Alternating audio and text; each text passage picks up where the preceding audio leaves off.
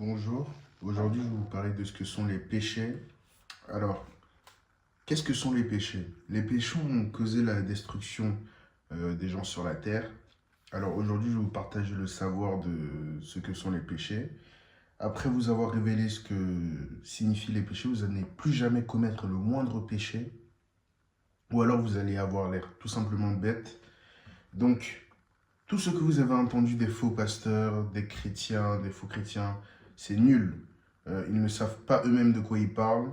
La plupart des gens pensent que le péché, c'est quelque chose que Dieu ne veut pas qu'on fasse. Certains aussi pensent que c'est parce qu'on n'est pas aussi parfait que Dieu veut qu'on soit. C'est pas vrai aussi. Et un autre malentendu, c'est que les gens pensent qu'on se fait punir pour nos péchés en enfer. Donc ça, c'est pas vrai non plus. Tu vas pas en enfer pour tes péchés, donc qu'est-ce que sont les péchés et pourquoi c'est mal au final? Donc quand Dieu il a créé la terre, il a créé des parties visibles de la terre et des parties invisibles de la terre. Donc quand on dit partie visible et invisible, on parle du paradis et de la terre, si vous voulez. Donc Dieu a créé le paradis plus la terre. Sauf que chaque fois que la Bible parle du paradis, elle ne parle pas uniquement du paradis.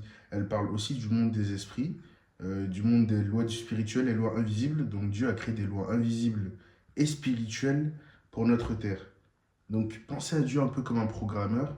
Quand il programmait la terre, c'était si cette valeur-là arrive, donc cette valeur-là va arriver en conséquence, vous voyez. Donc si par exemple je prends un verre d'eau et que je le bois, bah, conséquence, je vais être hydraté. Vous voyez ce que je veux dire? Il organisait cet univers en fonction de ce programmage-là. Donc, c'est pareil pour tous les programmes qui existent sur Internet, comme YouTube. Si tu cliques sur j'aime, l'utilisateur va recevoir j'aime. Enfin bref, tous les programmes sur Internet sont programmés de cette manière et fonctionnent comme ça.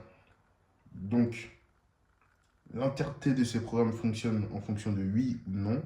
Si cette valeur-là est oui, donc quelque chose en fonction de ce oui-là va arriver. Et si cette valeur-là est non, quelque chose en fonction de ce non-là arrivera. Automatiquement, les péchés, c'est quoi? Les péchés, c'est le brisement, enfin, c'est ceux qui cassent les lois spirituelles de Dieu, en gros. Ceux qui brisent les péchés. C'est pour ça que dans la Bible, c'est marqué que celui qui brise les péchés, celui qui pêche, brise les lois de Dieu. Et c'est l'absence de loi, par conséquence. Donc, une autre loi de cet univers, c'est qu'il y aura toujours une punition pour les péchés sur Terre. Donc, les péchés n'arrivent pas sur... quand on meurt dans le monde des esprits, dans le monde spirituel, les punitions arrivent sur la terre. Donc, pour chaque péché que vous allez commettre, vous serez puni en fonction de ce péché-là. Euh, Par exemple, voici comment l'univers est programmé. Si tu mens, peu importe le mensonge, un gros ou un petit mensonge, un mensonge où tu voulais pas vraiment le dire, la punition pour ce mensonge-là, ce sera la honte. Donc, si quelqu'un ment à un moment donné, par exemple là, je mens tout de suite, dans une semaine, dans un mois ou dans 3 mois, Dieu il va attendre jusqu'à ce que ce soit le bon moment pour me punir. Et puis il va te punir d'un coup sec et il va te mettre soumettre à la honte. Donc, vous ne pouvez pas vraiment voir ce genre de détails parce que vous n'analysez pas vraiment votre vie. Mais chaque fois que vous péchez, quelque chose vous arrive et essayez de connecter, vous allez voir. Donc les punitions arrivent sur la terre, pas tout de suite. C'est pour ça que les gens n'analysent pas leur vie et ils ne regardent pas vraiment la période de temps pendant laquelle ils ont péché et pourquoi quelque chose est arrivé derrière.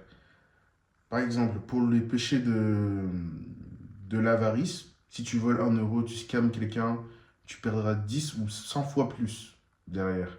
Je ne sais pas si vous réalisez de ce que c'est.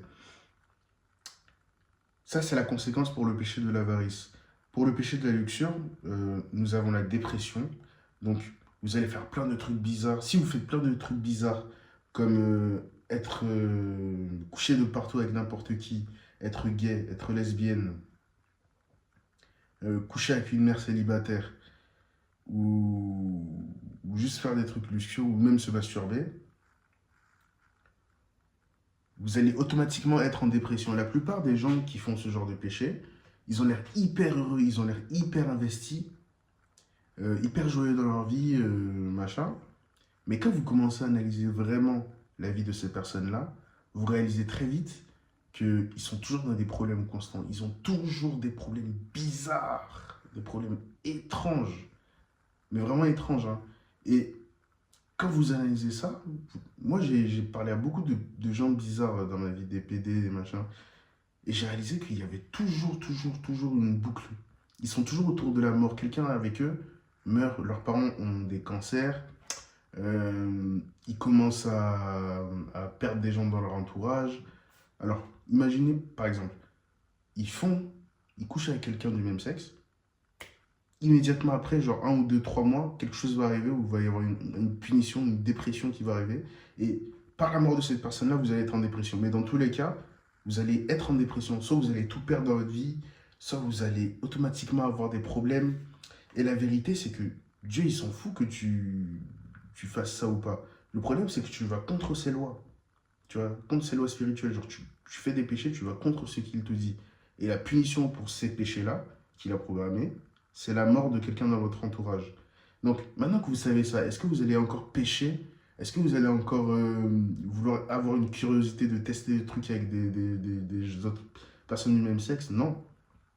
Donc, les gens, il y a des gays qui se disent, ou même des gens bizarres qui se disent que ça y est, ils font rien de mal, Dieu il s'en fout de ce qu'ils font dans la chambre. Mais tout le monde est libre de faire ce qu'il veut.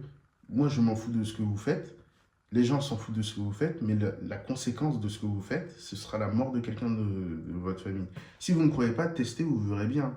Dans 1, 2, 3 mois, quelque chose va se passer et vous ne pouvez que vous prendre à vous-même de vos actes, finalement. Le problème, c'est que quand tu fais des actes bizarres, on vit constamment en présence de Dieu. Et quand tu commences à faire des trucs bizarres avec des autres hommes, quand tu commences à baiser avec n'importe qui, quand tu commences à coucher avec des mères célibataires, immédiatement, il va y avoir un truc qui va arriver où Dieu, il va se retirer de toi. Et dès qu'il se retire de toi, c'est le moment où la dépression va arriver, si tu veux. Donc, techniquement, tu commences à vivre en enfer sur Terre. Et tes proches commencent à mourir ou avoir des cancers. Et tous les gens bizarres qui ont fait des trucs bizarres avec le même sexe, analysez vos vies et essayez de réaliser que c'est la vérité finalement. Essayez juste d'analyser vos vies. Peut-être que je mens, hein, mais analysez vos vies et réalisez chaque fois que vous avez fait un truc bizarre, qu'est-ce qui s'est passé par la suite. Juste ça. Bref, donc, pour commencer, pour tous ceux qui prennent les LGBT, les machins, la vérité c'est que vous faites une grave erreur parce que si vous prenez ça, tout le monde s'en fout en général, hein, mais spirituellement parlant, ils vont avoir que des problèmes dans leur vie, que des trucs bizarres. Et le fait de prendre ça, c'est pas vraiment un bon message, si vous voulez. Tout ce que vous avez à faire, si vous êtes comme ça, c'est d'attendre 2 ou 3 mois et vous allez observer directement la conséquence de vos actes. Donc, ah oui, il y a une autre histoire qui me revient en tête. Par exemple, il y avait un type, il était au Texas, il me semble, je sais plus vraiment, et il était parti avec son enfant dans sa voiture. Il est rentré chez lui, il allait regarder des pornos, je sais pas trop quoi. Il est ressorti 2 heures plus tard parce qu'il avait laissé son enfant dans la voiture. Résultat, son enfant était mort dans la voiture. Il a été mis dans un état de dépression parce que toute l'Amérique a su ce qu'il avait fait. Toute l'Amérique au complet a su ce qu'il avait fait. Et je pense qu'il devait regarder du porno gay en plus de ça. Donc, il était mis dans un état de dépression terrible où il a eu de la honte, de la dépression. Et c'est pour ça que vous voyez qu'il y a toujours une conséquence à nos actes.